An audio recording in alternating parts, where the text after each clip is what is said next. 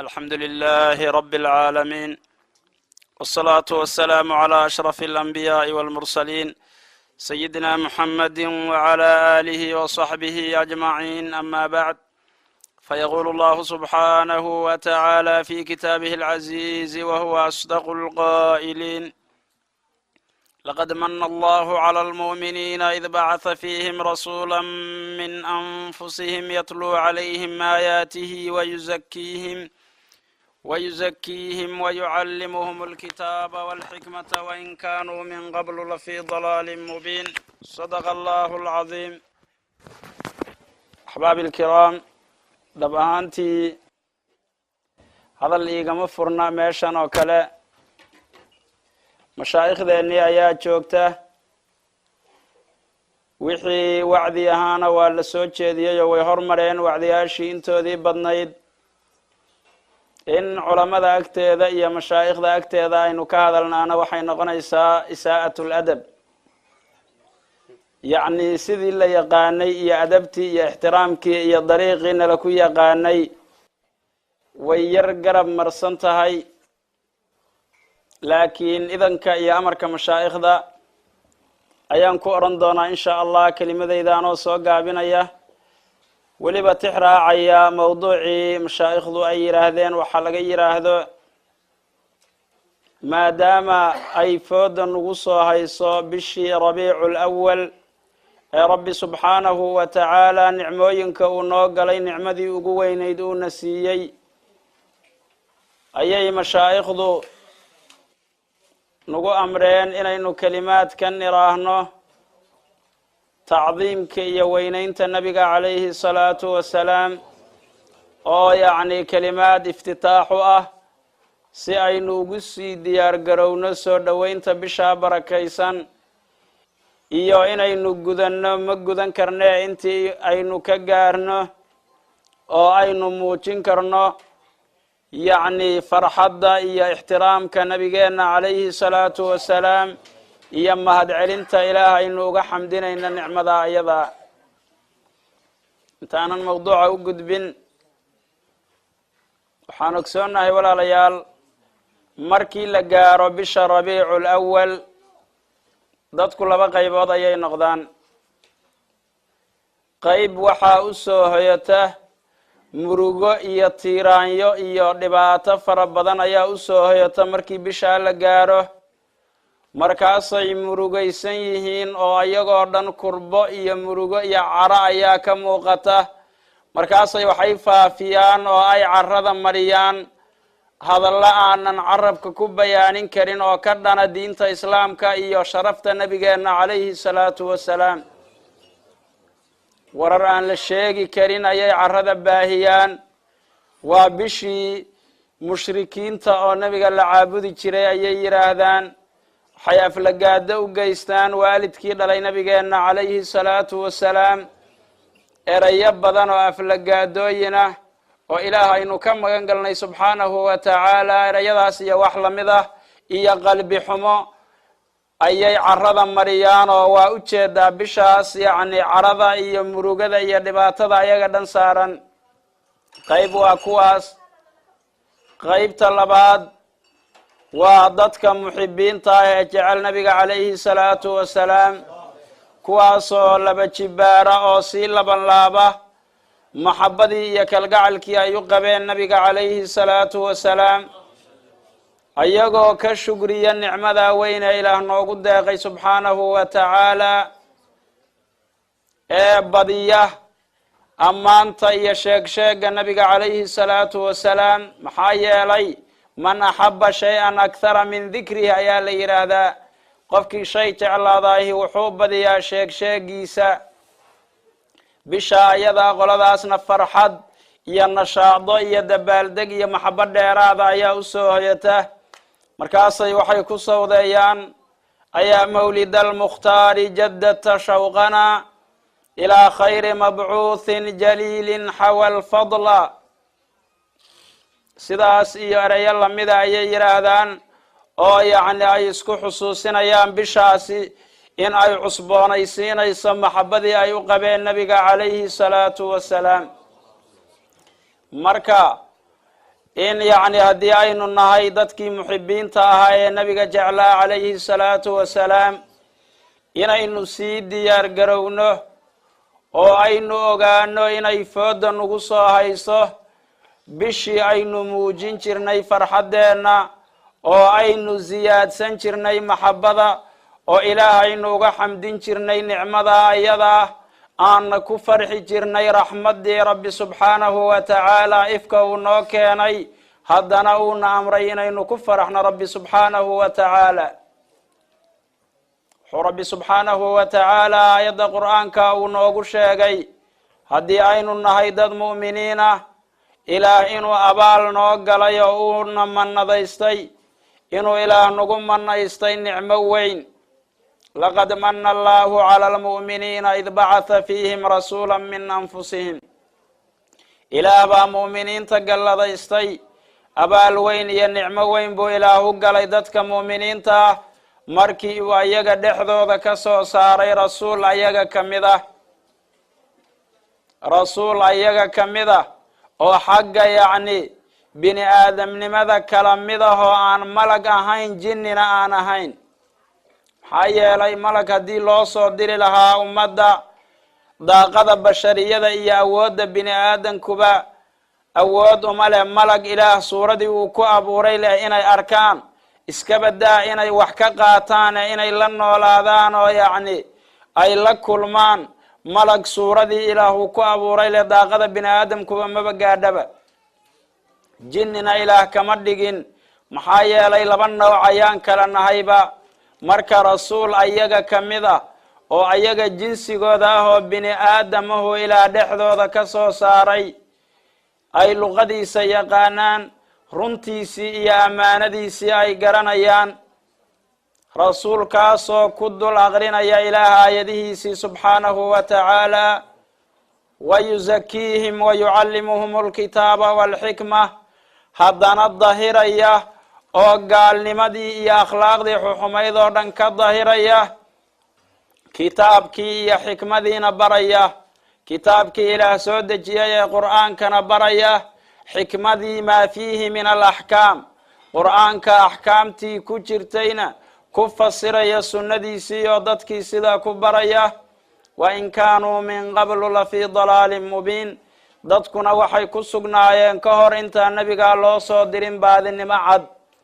ayadoo la baadiyaysnaa oo taqaaliid iyo dhaqamo xuxuni ay ku faafeen ummadda dhexdeeda oo nebiyullaahi ciisa baa nabigeenna ku xigay xagga ambiyadii dhalashadii nebiyullaahi ciisa iyo dhalashada nabigeenna calayhi salaatu wasalaam yacni 600 sano oo dhadhowi ay u dhaxaysay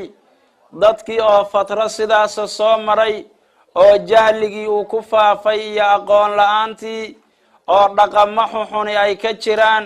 oo xuquuqdii bini aadamka la dayacay oo meel looga dhaco oo gabdhihii yaryaraayee dhalanayay ayagoo nool la aasayay kuwii waaweynaa dhaxalkii iyo aan wax laga siinayn oo wax xurmaaba aysan lahayn baa ilaah soo diray rasuulka calayhi salaatu wasalaam si dhaqamadii xuxumaa iyo mugdiyadii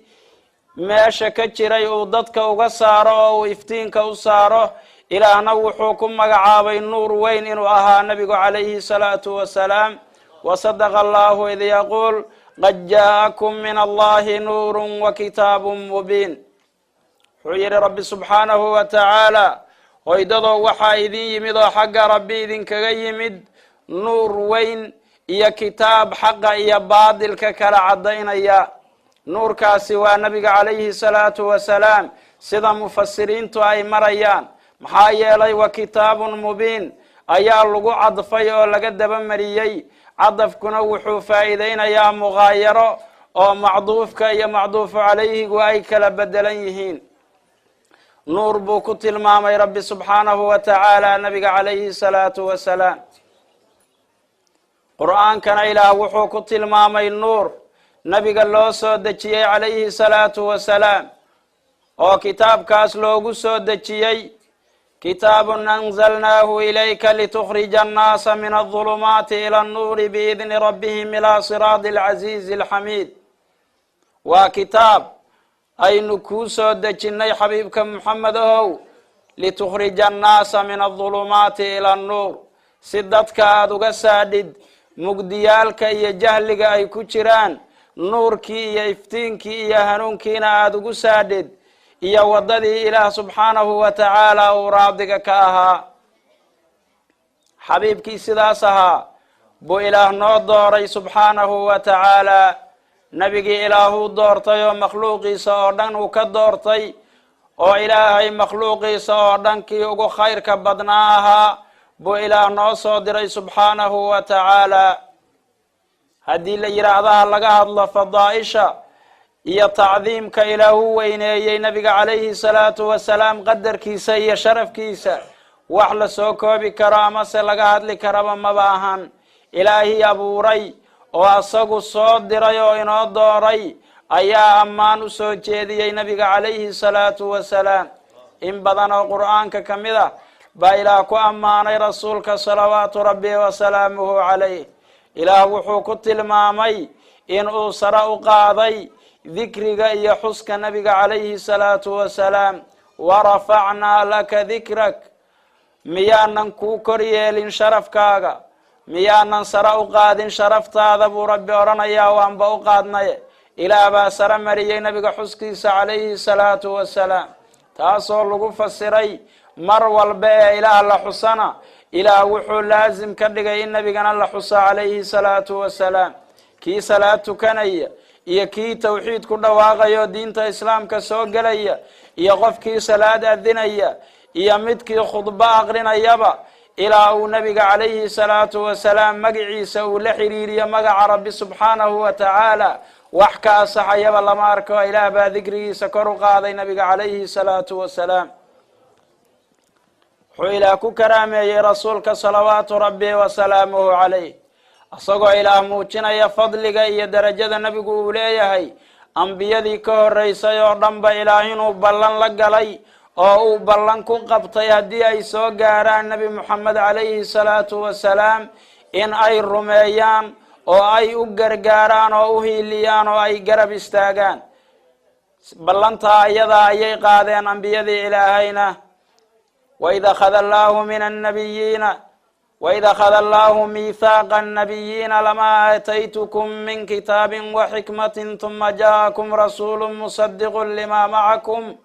ثم جاءكم رسول مصدق لما معكم لتؤمنن به ولتنصرنه قال أقررتم وأخذتم على ذلكم إسري قالوا أقررنا قال فاشهدوا وأنا معكم من الشاهدين آيات القرآن كاو إله نوغو شيغي إن أنبياء يوردان إله بلنكو قبطي سبحانه وتعالى هدي كتابي حكمة أيوتمادو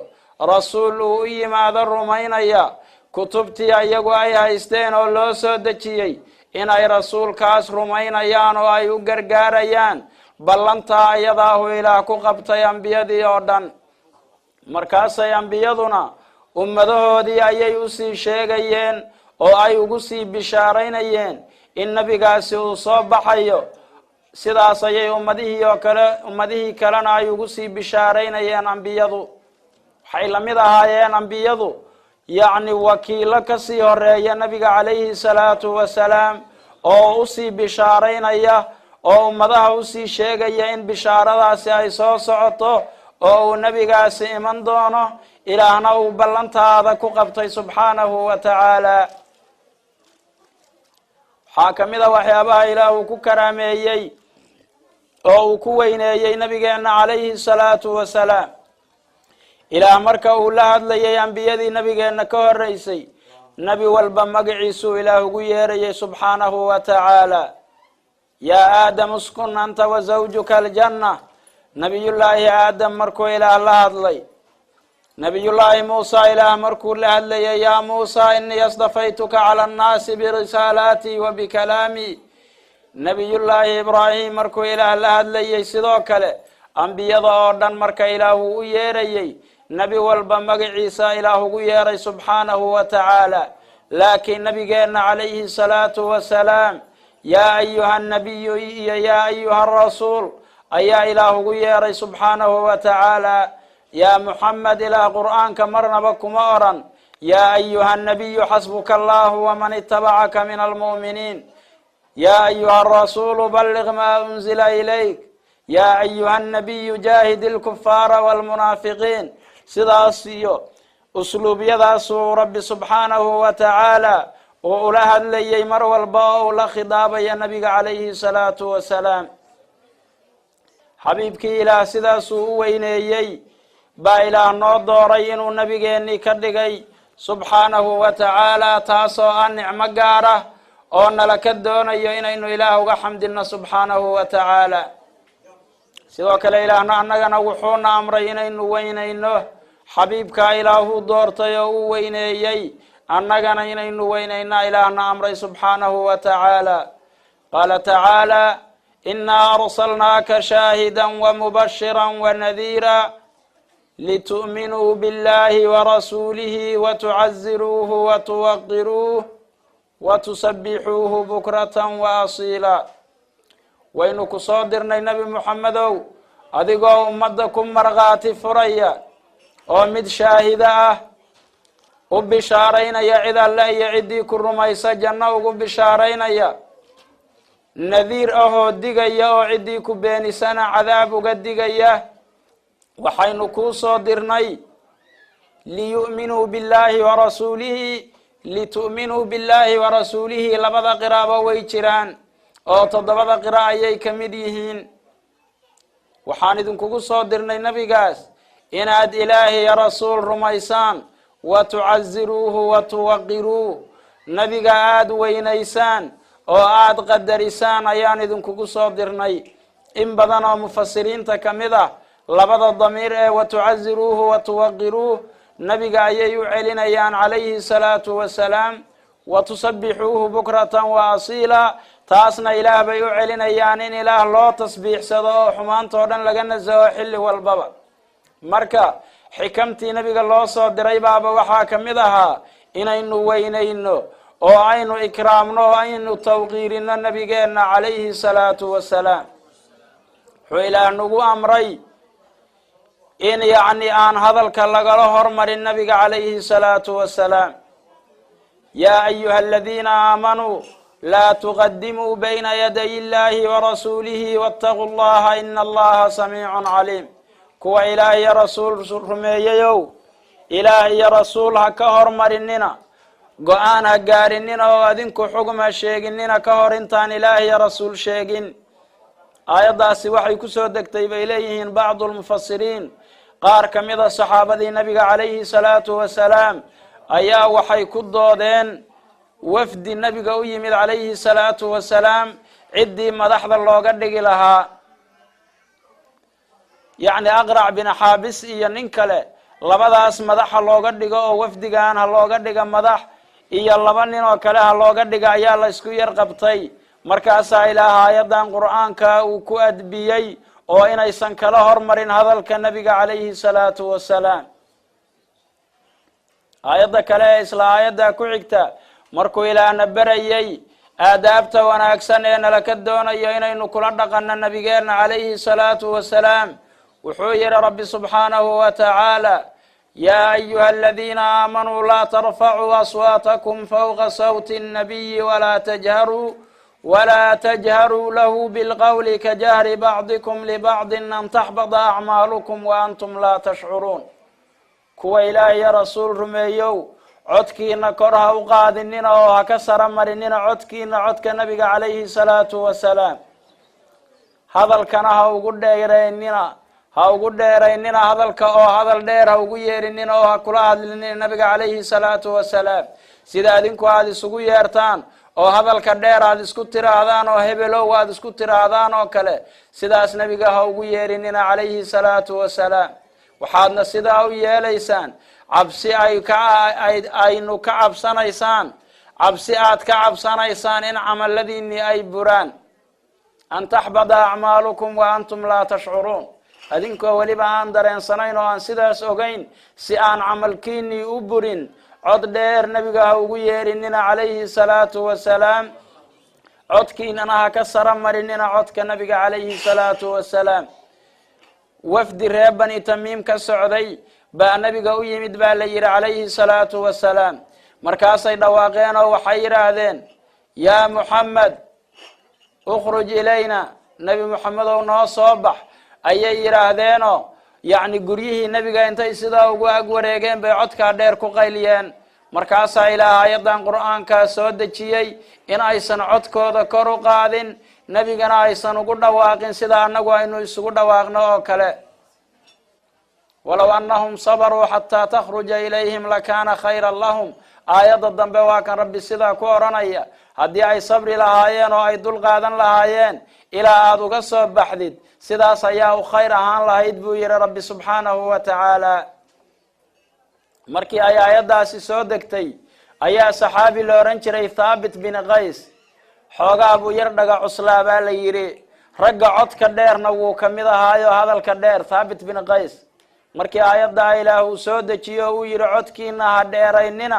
marka aad nebiga la joogtaan haddii kale camalkiinii ayaa buraya buu saxaabiga asaga ahi gurigiisa iska joogay markii la waayey oo uu nebiga u imaan waayey ayaan dhan baa nebigu weydiiye oo yidhi maxaa kugu dhacay wuxuu yidhi rasuulkii ilaahayow waxaa nala ka reebay buu yidhi codkeenna inaan kor u qaadno waqad khashiitu an akuuna halagtu waxaan ka baqay buu yidhi inaan halaagsado camalkaygu uu buro maxaa yeelay lianni imru'un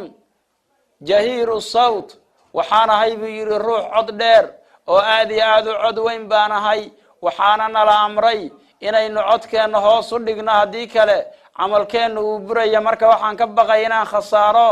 aan halaagsado camalkaygu uu buro sidaasaan guriga iskaga joogay buu yidhi rasuulka ilaahayow nebigu waa u bishaareeyo wuxuu yidhi amaa tardaa an taciisha xamiidan wa tuqtala shahiidan wa tadkhula aljanna soo kuma qanacsanid buu yidhi an taciisha xamiidan inaad noolaatid adigoo mid la mahdiyayahoo wanaag ku jira wa tuqtala shahiidan haddana lagu dilo adigoo shahiida wa tadkhula aljanna jannadana aad geshid sidaasoo kuma qanacsanid oo raadi kuma tihid buu yidhi nabigu calayhi salaatu wasalaam sidii bay noqotay sharaf iyo wanaag ayuu ku noolaa shahaado ayaana lagu dilay oo maalinkii yowmu yamaama la odhan jiray maalintaa ayadaa raggii shahiiday ayuu ka mid ahaa sidaasaa marka rabbi subxaanahu wa tacaala uu noo adbinayaa inaynu nabigeenna u ixtiraamno calayhi salaatu wasalaam oo mar walbaba aynu u weynayno oo marka aynu yacni mar walbaba aynu tacdiimkiisa iyo qadarintiisa aynu hayno sidaasuu rabbi subxaanahu wa tacaala uu noo amrayaa saxaabadii nabiga calayhi salaatu wasalaam iyo intii ka dambaysay oo dhan ayaana fahamtay oo si dhaba u fahmay amaradaa rabbi uu nagu siiyey inaynu qadarino nabigeena calayhi salaatu wasalaam markaas ayay tadbiiqiyeen oo ay ugu dhaqmeen sidii ay ahayd waxaa tusaale noogu filan sida xadiidkii saxiixa ku sugnayd markii nabiga calayhi salaatu wasalaam iyo saxaabadii ay gelayeen yacni sulxii la odhanayay sulxulxudaybiya oo nabiga iyo asxaabtu inta damceen inay cumraystaan qolyihii reer qurayshay u diideen kadibna heshiiskii ayaga asaga ahaa la galay ee loogu magac daray sulxulxudaybiya waxay soo dirteen nimankii reer quraysh ee magaalada maka gacanta ku hayay curwata binu mascuud athaqafi ayay soo direen si yacni uu mufaawado u sameeyo oo uu nabiga ula hadla calayhi salaatu wasalaam kadibna yacni heshiiskii iyo sulxii ay u kala saxiixdaan ayaga iyo nebigu curwata binu mascuud athaqafi nabiga ayuu u yimid calayhi salaatu wasalaam saxaabadii nabiga la joogtay sidii ay ula dhaqmayeen iyo sidii ay u weyneynayeen buu arkay markii uu arkay ayuu u laabtay nimankii reer quraysh ee soo diray oo uu ka yimid wuu warbixiye markoo warbixin dheer ayuu jeediyey nabiga calayhi salaatu wasalaam iyo saxaabadu sidii ay ula dhaqmayeen ayuu waxyaaba ka tilmaamay wuxuu yidhi walaa yatawada'u ila ibtadaruu wuduu'ahu wakaaduu yaqtatiluuna calayh ma weese qaadan ayuu yidhi weese qaad haddii uu weese qaataba weese qaadkiisay ku kala hormarayaan buu yidhi waxayna ku siganayaan inay isku laayaan weesada nabiga calayhi salaatu wasalaam hal dhibiciiba inay dhulka ku dhacdaba uma ogola buu yidhi ولا يبصق بصاقا ولا يتنخم نخامة إلا تلقوها بأكفهم فدلكوا بها وجوههم وأجسادهم. عندوف ما تفين بير النبي عليه الصلاة والسلام حاكنا ما تفين هدي وصدا سمايبا قعمه ذا أيي وهور سنيين markaasay waxay ku daliigayaan oo ay marinayaan wajiyadooda iyo jirkooda ayay sidaa u marinayaan haddii candhuufo uu tufa nabiga calayhi salaatu wasalaam dhulkaba inay dhacdo uma ogola midkii aan candhuufadu gaarinna midka u dhowee qoyan ayuu candhuufadii ka tiranayaa. wuxuu yidhi wuu sii waday hadalkee wuxuu yidhi markii uu amar bixiyo nabigu uu amar siiyana amarkiisa ayay u degdegayaan buu yidhi oo amarkiisa ayay fulinayaan. waidaa takallama khafaduu aswaatahum cindah markii nebigu u hadlana codkooda ayay hoos u dhigayaan buu yidhi oo cod dheer iyo qaylo iyo lama arko. markii nebigu u hadlo madaxa ayay hoos u dhigayaanoo sidaas ayay u dhegaysanayaan buu yidhi oo amarkiisa ay u qaadanayaan. walaa yaxuduuna ilayhi nadara tacdiiman lah ishana ku gubi mayaan oo wuxuu yidhi aad u fiirin mayaan iyo indha fagiigan ku eegi mayaan. arrintaasoo dhanna waxay u samaynayaan weynayn ay weynaynayaan. wuu laabtay marka nimankii reer quraysh buu u warbixiyo wuxuu yidhi yaa macshara quraysh inii ji'tu ilaa kisraa fii qawmihi waxaan u tegey buu yidhi anigu hadda ka hor aan wafdi ugu tegey boqorkii la oran jiray kisra fii mulkihi wa qaysara fii mulkihi wanajaashiya fii mulkih. waxaan u tegey buu yidhi curwata binu mascuud wuxuu ka mid ahaa raggii madaxda ahaayee mar walba boqortooyooyinka iyo ay u diran jireen reer quraysh oo wafdiyada hogaamin jiray. boqortooyadii reer ruum ayaan u tegey buu yidhi ninkii kisra la oran jiray iyo boqortooyadii reer furus oo qaysar iyo kisra labadii boqor oo kale hogaamin jirtay ayaan wafdi ahaan ugu tegey buu yidhi hadda ka hor. najaashulxabashi oo boqortooyadii xabashada dhulkeeda ka jirtay hogaaminayeyna waan u tegey buu yidhi ilaah baan ku dhaartay ee weligay ma aanan arag buu yidhi qof la jooga asxaabtiisa iyo dadkiisa oo ay u ixtiraamayaan oo ay u weynaynayaan sida nebi moxamed calayhi salaatu wasalaam asxaabtiisu ay u weynaynayaan. moxamed sida asxaabtiisu ay u qadarinayaan oo ay u ixtiraamayaan qof loo weynaynayo intii aan boqorra booqanayay weligay ma aanan arag buu yidhi. marka arrintu caadi ma ahan oo yacni diin xaqa ayaa meeshan ku jira qof sidaa loo ixtiraamayaba weligay ma aanan arag buu yidhi. sidoo kale waxay sameeyeen nimankii reer quraysh saxaabi la oran jiray zayd bnu dathina ayay rabeen inay dilaan toogasho ayay usoo xidheen markaasay yidhaahdeen xaramka ha laga saaro xaramka dhexdiisa wax laguma dili karee banaanka si loogu soo dilo. markii geedkii lagu soo xidhay ayay la hadleen oo waxay yidhaahdeen ma jeceshahay bay yidhaahdeen oo ma jeclaan lahayd adigana in lagu sii daayo moxamedna lagu soo xidho meesha adigu ku xidhan tahay oo asaga la dila adiga bedelka. ilaah baan ku dhaartay wuxuu yidhi inaanan jeclayn iska badaa in meeshaan la keeno lagu dile gurigiisii asagoo jooga in qodaxii ay ku middo anna aan caafimaad iyo nabad qabo ilaah baan ku dhaartay inaanan jeclayn buu yidhi. abu sufyaan baa hadlo wuxuu yidhi wallaahi maa ra'aytu min annaasi axadan yuxibu axadan ka xubi asxaabi muxamedin muxameda. ilaah baan ku dhaartaye weligay inaanan arag buu yidhi dad u jecel dad kale sida asxaabta muxamed ay u jecel yihiin muxamed dad sidaa u jecel qof kale weligayba ma aanan arag buu yidhi ilaah baan ku dhaartaye sida ay u qadarinayaan oo ay u ixtiraamayaan oo ay u weynaynayaan weligay maba aanan arag buu yidhi qof sidaa loo weynaynayo. marka sidaas ayay u fahmeen saxaabadii nabigu calayhi salaatu wasalaam iyo taabiciintii iyo a'imadii ka dambaysay oo dhan tacdiimka iyo weynaynta nabiga calayhi salaatu wasalaam. markaasay weynaynayeen maxaa yeelay amarkii ilaah ayay fulinayeen subxaanahu wa tacaala. way jeclaanayeen nabiga calayhi salaatu wasalaam oo way jeclaayeen maxaa yeelay ilaah baana amray inaynu jeclaano oo aynu nafsadeenna ka hormarina nabiga calayhi salaatu wasalaam. wasadaqa allahu id yaquul annabiyu awlaa bilmu'miniina min anfusihim waaswaajuhu ummahaatuhum. حوير ربي سبحانه وتعالى نبي أيا وقا حق بدن مسلمين مؤمنين نبي أيا وقا حق بدن نفس الدود إن أي كهر مريان نفس الدود أيا واجب كوه نبي أيا وقا حق لنفس الدود حاسس كي سنواه يوينكي مؤمنين أيو يري ربي سبحانه وتعالى آية كلا قرآن إلى وحكو يري وإخوانكم وعشيرتكم وأموال اقترفتموها وتجارة تخشون كسادها ومساكن ترضونها أحب إليكم من الله ورسوله وجهاد في سبيله فتربصوا حتى يأتي الله بأمره والله لا يهدي القوم الفاسقين هدي آبياشين يا علمهين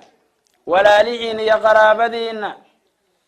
يا حاسسكين يا حولها كل من إيسان يا ganacsiga iyo badeecada aad ka baqaysaan inay idinka khasaarto oo ay suuq weydo hadii waxyaabaha la soo sheegay iyo guryaha wanaagsan oo aad ku qanacsan tihiin hadii aad ka jeceshihiin nabiga kaleeyhi salaatu wasalaam ilaahi ya rasuul hadii aad ka jeceshihiin iyo jihaadka inta la soo sheegay fatarabbasu hatta yaati Allahu bi amri sugta ya la yiro dhawra ilaahu ka keena amarkiisa iyo ciqaabkiisa بل أكاديو سيدا دورا يا ليري هدي يعني أبياشين يا ويلشين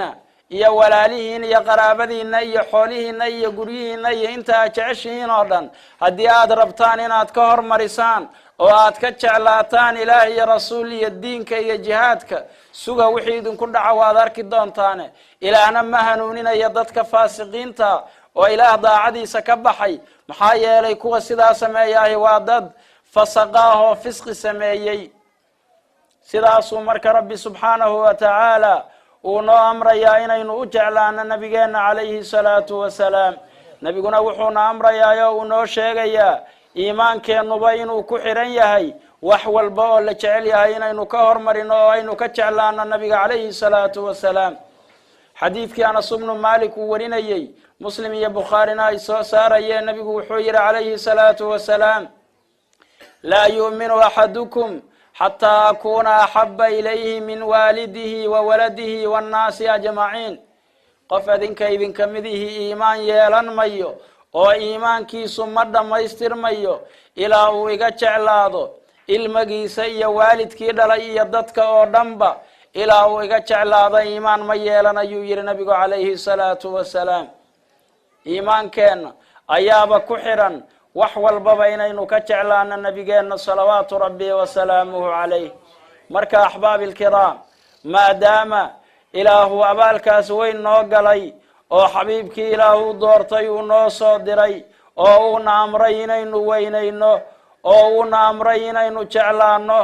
إيماننا أن يلانين إلى أين تعلان النبي عليه الصلاة والسلام وحان لقدبون مروا البابين إن قموغته شكري إنه كشكرنا إن النعمة سيدا فرحة إنه كفر أحسن هاي نبينا عليه الصلاة والسلام وين أنت يا قدر أنت إنه وين إن رسول كان صلوات ربي وسلامه عليه جارهان بشر ربيع الأول فود إنه قصة هيسا إنه النعمة كشكرنا ربي سبحانه وتعالى إنه كفر إحنا رحمة ربي ونسيي هدنا ونامرين إنه كفر إحنا قل بفضل الله وبرحمته فبذلك فليفرحوا هو خير مما يجمعون وحاد كتر هذا إله رحمة ديسا إله فضل ديسا هكفر حين مسلمين تاس أيانا وغا خير بدن وحاي كل من أيانا الدنيا وحا وغفي عنا وغا خير بدن إنا يكفر حان فضلي إله سيي يا رحمة إله قد غي هكفر حان بورنا يا رب سبحانه وتعالى نبينا رحمة هنا إله بانوت المامي وما أرسلناك إلا رحمة للعالمين إن بدنا قرآنك كمذا بايلا نوغت المامي نبينا رحمة النحريس يهي رحمة ربنا إنه كفر حنا إله ونا أمري مركينا إنه فرحة يدبال دقموش إنه أيينو إسفرين أحباب الكرام محايا لي arrintaa iyadaahi waxay ka tarjumaysaa xamdiga iyo shukriga aynu ilaah ku xamdinayno ayay ka tarjumaysaa marka koobaad. marka labaad waxay arrintaasi ay carag gelinaysaa cid walba ee ka soo horjeeda in la weyneeyo oo la qadariyo nabiga calayhi salaatu wasalaam. imaamkii weynaa ee xaafidka ahaa abu shaama oo imaamu nawowi sheekhiisa ahaa markii uu ka hadlayay ixtifaalka oo loo dhiga qaabkan asaga kitaabkiisa la yidhaahda albaacith calaa inkaari albidaci walxawaadith ayuu wuxuu yidhi ومن أحسن ما ابتدع في زماننا هذا ما يفعل كل عام في اليوم الموافق لمولده صلى الله عليه وسلم فإن ذلك مع ما فيه من الإحسان للفقراء مشعر بمحبته وتعظيمه صلى الله عليه وسلم في قلب فاعل ذلك وفيه إغاظة للكفرة والمنافقين. حيري احترامك iyo احتفaalka la samaynayo nabiga loo samaynayo calayhi salaatu wasalaam markii laga soo tago masaakiintii oo loo ixsaan falo oo sadaqo la siinayo markii laga soo tago waxaa ku sugan oo arrintaasi ay dareensiinaysaa buu yidhi maxabada iyo weynaanta nabiga calayhi salaatu wasalaam uu ku weyn yahay qofka sidaa samaynaya qalbigiisa. wa fiihi igaadatun lilkafarati walmunaafiqiin waxaa kaloo ku sugan buu yidhi caraggelin la caraggelinayo oo laga caraysiinayo gaalada iyo munaafiqiinta. maxaa yeelay gaalada iyo munaafiqiintu ma jeclo oo ma aqbalayaan marnaba in la weyneeyo oo la ixtiraamo nabiga calayhi salaatu wasalaam. marka gaalada iyo munaafiqiinta in la caraggeliyo ayaa laga helayaa buu yidhi oo faa'iidooyinka laga helo mawlidka oo qaabkan loo dhigo waxaa kamida buu yidhi caraggelin laga caraysiinayo oo la caraggelinayo gaalada iyo munaafiqiinta. daba cid walba oo ka caroota labada qaybood unbay mid soo gelayaan. waxaan rabaa inaan kusoo gebangabeeyo hadalkii xaafid ulqusdalaani xaafidka weyn ee saxiixu lbukhaariga sharxiisa iska lahaa oo yacni xufaadda raggoodii dambe kamid ahaabaa wuxuu yidhi walaa zaala ahlu lislaami yaxtafiluuna bishahri mawlidihi lkariim ويتصدقون في لياليه بأنواع الصدقات ويزيدون في المبرات ويظهرون الفرح والسرور. wuxuu yidhi dadka muslimiinta ahi kama aysan zuulin oo kama aysan bixin marnaba in yacni ay samaynayaan waliimo iyo ixtifaal ay nabiga u samaynayaan calayhi salaatu wasalaam sadaqooyin ay bixinayaan mabaraadka iyo wanaagyaalka oo dhan ay samaynayaan farxad iyo dabaaldeg ay muujinayaan. wuxuu yidhi siduu usoo waday ومما جرب من خواصه أنه أمان في ذلك العام وبشرى عاجلة بنيل البغية والمرام فرحم الله امرأ اتخذ ليالي شهر مولده المبارك أعيادا ليكون أشد علة على من في قلبه مرض وأعيادا.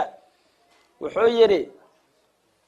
waxyaabaha la tijaabiyey ee tajribada lagu ogaaday waxaa kamid ah oo mawlidku leeyahay oo qaabkan loo dhigaa annahu amaanun fi dalika alcaam sanadkaa asaga ammaan iyo nabadgelyo inuu yahay haddii dadku ay si guud u dhigaan oo xukuumo ahaan iyo shacab ahaanba si guud ay mawlidka u sameeyaan sanadkaas ammaan iyo nabadgelyo in la helayo waa shakil ahaan oo waa la tijaabiyey buu yidhi.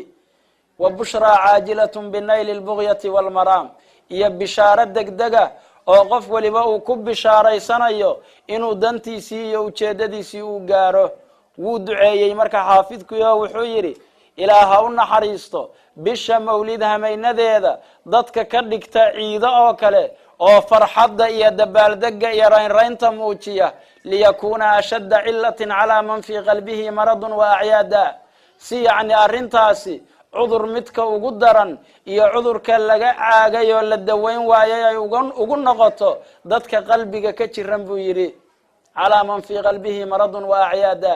qofka yani qalbigiisa jiradu ay ku jirto iyo munaafiqnimadu iyo cudurka laga daalay dadka sidaas ay quluubta uga jirto si ay cudur ugu sii noqoto arrintaasi ilaaha u naxariisto dadka u taagan oo samaynaya ixtifaalka iyo weynaynta nabiga calayhi salaatu wasalaam sidaas ayuu yidhi xaafidku marka ducadaas in ilaahu noo aqbalo si yacni ixtifaalada aan samaynaynaahi ay qalbi jab iyo cudur ugu noqoto oo ay dulli iyo sancarayn ugu noqoto dadka yacni ka caroonaya waxaynu isfaraynaa axbaabilkiraam mawduucu wuu ila baahaye yacni inaynu u diyaar garowno bisha iyada oo aynu soo dhowayno oo qalbiga aynu diyaarsanno si yacni bishaas aynu uga faa'iidaysano oo ixtiraam iyo maxabo iyo khayr qalbigeenu uga buuxsamo bisha iyada cid walba oo ka soo horjeedana caro iyo khasaaro ay ula laabato أقول قولي هذا وأستغفر الله العظيم لي ولكم وبالله توفيق والسلام عليكم ورحمة الله وبركاته